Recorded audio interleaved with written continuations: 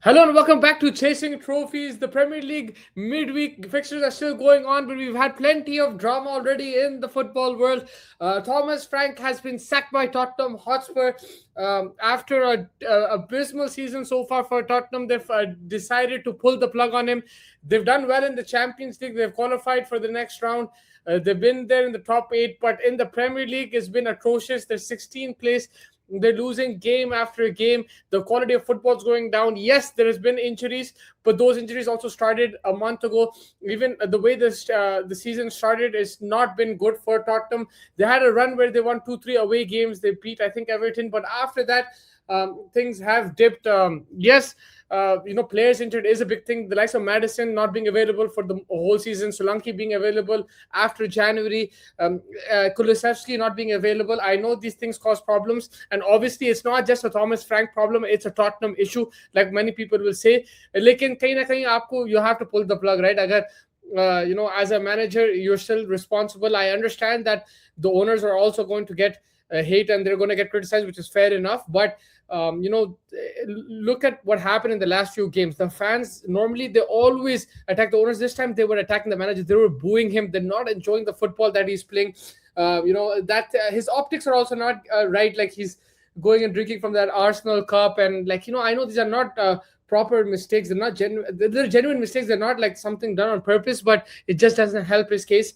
And the style of football they were playing, they did not appreciate it. Even under Ange, he had fans even when he was sacked. Like, although they also finished 16, 17, they won the Europa League. There was a huge parade, but under Thomas Frank, things got bitter and bitter and bitter, and finally they had to pull the plug. Now what next for Tottenham? Where do they go? Which kind of manager do they go back to Pochettino in the summer? What kind of solution do they get? Because Tottenham, no matter what they've tried Mourinho, they've tried Pochettino, they've tried Ange Postecoglou. There's so many managers there. There's Conte as well. Nothing has worked for them. So they have to go and see, the owners also have to see, they need to back the managers too. Not getting the Eze deal completed, let him to go to Arsenal. That was a problem.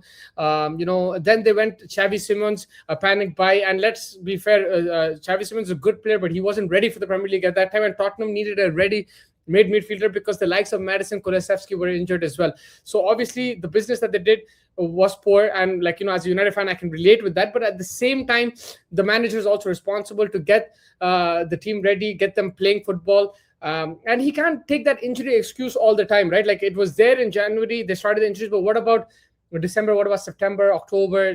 At these times. And I understand that, if they're 10th, 11th, and they did well in the Champions League and they sack him, I can understand fans saying that, oh, why did you sack him? But he's 16th now. Nobody's enjoying the football they're playing. It's like a boring kind of situation whenever Tottenham is on the field.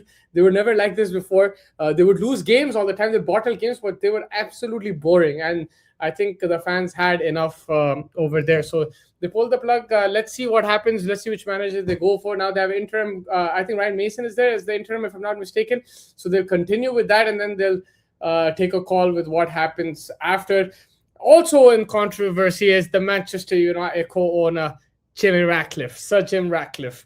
This guy makes a comment saying that in one of the summits that UK is being colonized by immigrants, and obviously a lot of immigrants have taken this offensively. If you see, Manchester United as a fan base is filled by immigrants. In Manchester, people are immigrants. At Old Trafford, a lot of immigrants come and watch. The hard-earned money is spent on these matches, all these jerseys being bought, all these tickets being bought, all these flags being bought. It's a lot of immigrants putting in the money. There's immigrants flying from all over the world to watch Manchester United at Old Trafford. So to make a comment like that is extremely silly. And he's already issued an apology now, but it took him a day, I think. And things not looking good on that side. Just when we thought, Manchester United are back and they're playing good football. Michael Carrick at the wheel. He's been undefeated. They had one draw, but 4 wins on the bounce, things are looking good. Then owner makes statement like that, it will not sit well with the fans. It doesn't sit well with me as a fan as well.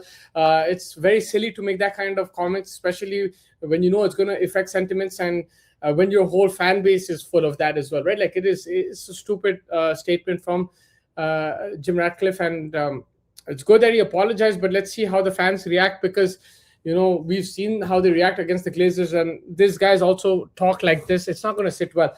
You see, there's a huge African population in Manchester. There's a huge Jamaican population. There's a huge Indian, South Asian, Pakistani, Sri Lankan population in Manchester as well, and in Manchester United fan base as well. There's a lot of Man United fans in London, in New York, in India, everywhere, who are immigrants who support Manchester United. So it's not a good look at all, especially when these guys put in a lot of money to support your club and you make a statement like that.